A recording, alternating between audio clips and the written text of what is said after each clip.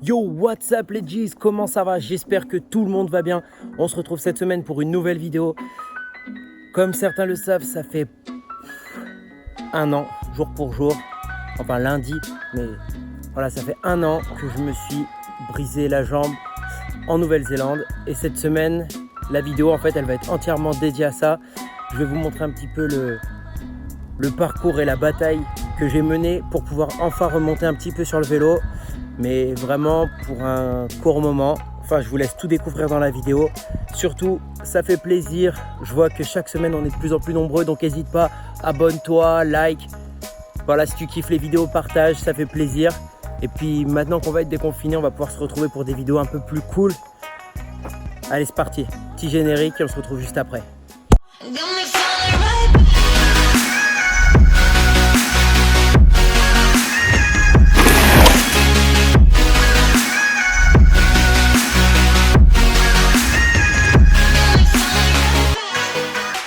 Yes, alors comme je vous le disais dans l'intro, ça va faire un an jour pour jour que je me suis brisé la jambe en Nouvelle-Zélande.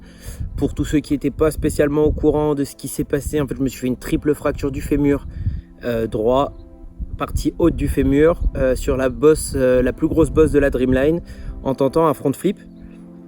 Je regrette pas du tout de l'avoir fait, ça aurait été fou si ça passait, malheureusement c'est pas passé. Bon après, comme je l'ai dit dans ma vidéo juste là, faut savoir calculer un petit peu les risques par rapport à la récompense qu'on peut en tirer. Sur ce coup-là, je ne l'ai pas fait, c'est un petit peu mon côté plus fou qui avait parlé. Je vous mets déjà direct la vidéo de la chute et on en reparle juste après. Come on! Yo! Voilà, la chute, elle était assez sale. En fait, je suis tombé, j'étais 5 cm trop court sur la réception. Et en fait, avec le DH, l'amortisseur m'a éjecté tout en bas de la réception. Ça faisait environ 6 à 7 mètres de haut.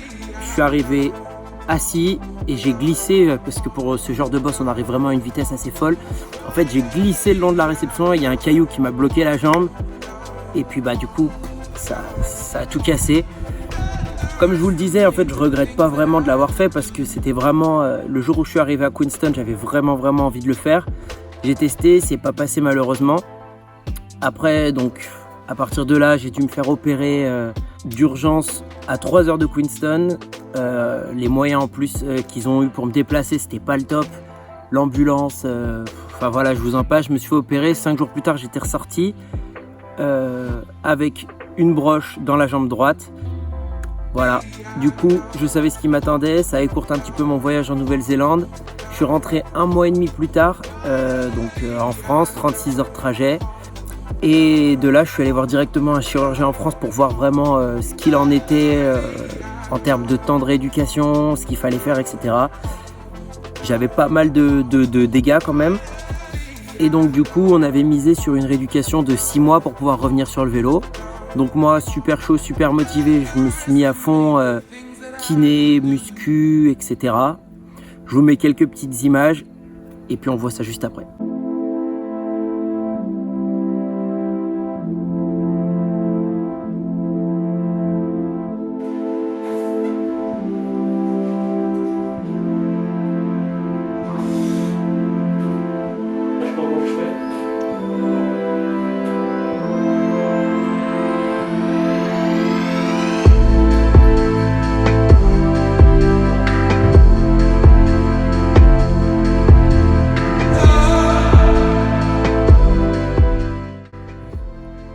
Voilà, du coup, j'ai fait des exercices à fond, travailler le renforcement musculaire, etc. parce que j'ai perdu environ 6 kilos. 6 kilos de cuisses et de muscles en général, parce que le fait de ne plus pouvoir faire de sport, j'ai fondu à une vitesse folle.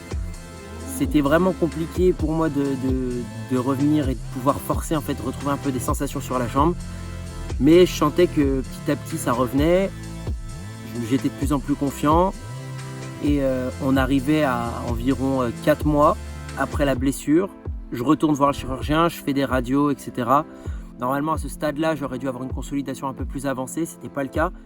Donc du coup, il me prolonge 1 mois et demi, ce qui fait que j'allais en être à 7 mois et demi. Donc je reviens au bout de 7 mois et demi, pareil, toujours après avoir fait des exercices, l'ostéo pour essayer de retrouver l'amplitude dans la hanche, etc. Et au bout de 7 mois et demi, je viens, je fais la radio. Ça semblait pas trop mal, tout s'était plus ou moins remis.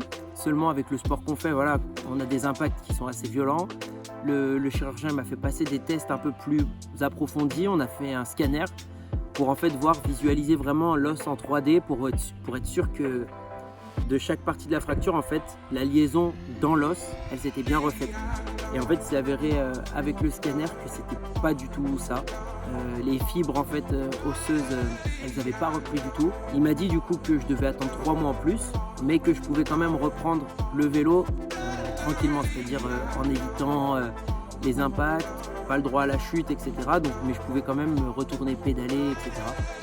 Donc là, quand même, grand premier soulagement. Je prolongeais de 3 mois ma convalescence, mais j'avais le droit de retrouver quand même un petit peu de plaisir sur mon vélo.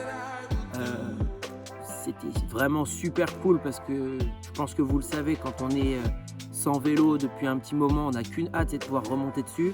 Donc là, j'étais super content. Je vous mets quelques petites images des premières sessions que j'ai pu refaire. J'ai fait à WeRide, c'était vraiment des sessions très très simples, de l'airbag, quelques sauts sur des tables, sur des box, etc. Bon, on voit clairement que l'aisance, elle n'était pas du tout là parce que ça faisait 9 mois du coup en tout que j'avais pas roulé. Donc forcément, j'ai perdu plein de repères sur le vélo. Mais bon, c'était des bonnes premières sensations. Du coup, je vous mets les petites vidéos puis on se retrouve encore juste après.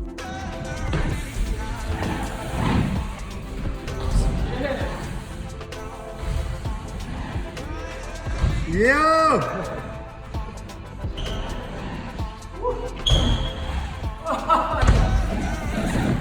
Pas grave.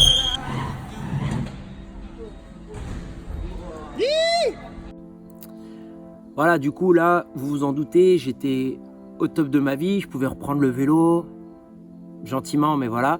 Il me restait environ 2-3 semaines avant de retourner voir le chirurgien. Je sentais que ma jambe, elle allait vraiment de mieux en mieux, j'avais de moins en moins de douleurs, je commençais à pouvoir à peu près tout refaire. Mais il y avait un truc qui était pas normal, c'est que j'arrivais quand même pas à courir. En fait, les impacts que j'avais à chaque fois que je courais, ça me déclenchait une petite douleur dans la hanche et dans le genou. Du coup, au prochain rendez-vous lorsque j'ai revu le chirurgien, de nouveau, rebelote, on refait un scanner. Et là, en fait, il s'avère que mes fibres osseuses, elles poussent pas du tout. Et donc là, c'était le gros coup dur. Après avoir bataillé pendant 9 mois, il me dit que quelque chose que je redoutais, je dois repasser sur la table d'opération. En plus de ça, ce qui veut dire repasser sur une table d'opération, ça veut dire que de nouveau rééducation, de nouveau attendre, etc.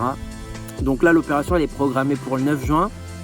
Ça va me faire, ça fera du coup 1 an et 1 mois que j'aurais été blessé. Et après cette opération, normalement là, c'est vraiment une opération qui marche à 100% en fait.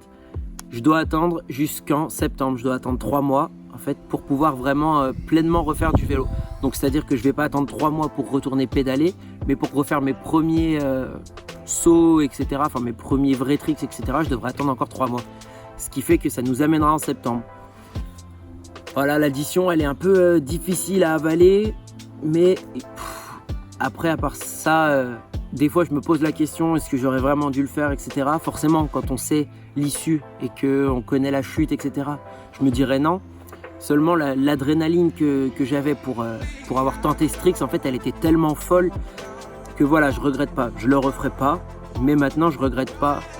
C'est comme ça. Et je sais qu'une chose, c'est que là, mon envie de rouler, elle est vraiment de plus en plus forte et ça me donne encore plus de motivation pour finir cette rééducation. Et j'espère qu'on se reverra vraiment très vite sur les trails à partir de septembre, en fin de saison, pour essayer de rerouler tous ensemble et kiffer. En tout cas, j'ai hâte de venir tous, chez les uns, chez les autres, de venir partout rouler tous les terrains et de retrouver vraiment l'esprit que j'adore dans le vélo, le partage, etc. Donc voilà, maintenant vous en savez un petit peu plus. C'était une vidéo qui était un peu moins fun, un peu moins drôle que les autres. Mais voilà, c'était la date d'anniversaire, ça me tenait vraiment à cœur de faire ça. Ça fait bizarre d'ailleurs de dire date d'anniversaire pour une fracture, mais c'est comme ça. En tout cas, en attendant, prenez bien soin de vous, roulez safe les gars. J'espère que la vidéo elle vous aura plu, que ça vous aura pas trop barbé, que c'était pas trop chiant. Continuez à partager, à vous abonner. Puis j'espère qu'on se retrouvera encore plus nombreux la semaine prochaine, la semaine d'après, etc. pour les nouvelles vidéos. En attendant, comptez sur moi jusqu'au 9 juin pour pouvoir quand même aller rouloter à droite à gauche et vous sortir des petites vidéos chaque samedi avec un peu plus de ride à chaque fois, je l'espère. Et puis voilà, on se retrouve samedi prochain à 18 h pour la nouvelle vidéo. Allez, ciao!